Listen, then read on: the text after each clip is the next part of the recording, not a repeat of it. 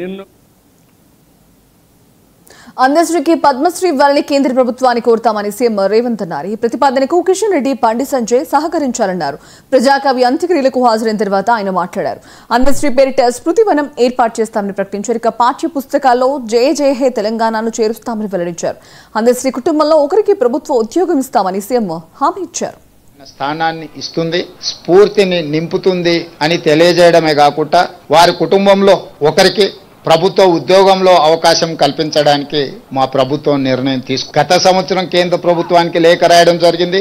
ఈసారి కూడా స్వయంగా ప్రధానమంత్రి నరేంద్ర మోడీ గారిని కలిసి తెలంగాణ ఆత్మగౌరవం, తెలంగాణ గుండె ధైర్యం అందశ్రీ గారికి పద్మశ్రీ ఇవ్వాల్సిందిగా కేంద్ర ప్రభుత్వాన్ని విజ్ఞప్తి చేస్తున్నాం. మిత్రులు కిషన్ రెడ్డి గారిని, బండి సంజయ్ గారికి కూడా నేను సూచన చేస్తున్నా, మీ వంతు ప్రయత్నం మీరు చేయండి. తెలంగాణ రాష్ట్ర ముఖ్యమంత్రిగా అందశ్రీని గౌరవించుకోవాల్సిన బాధ్యత తెలంగాణ ప్రజల తరఫున మీ మీద, నా మీద ఉన్నది. తప్పకుండా వారికి పద్మశ్రీ వచ్చే విధంగా, ఆ గౌరవం దక్కే విధంగా రాష్ట్ర కేంద్ర ప్రభుత్వాలు ప్రయత్నం చేద్దామని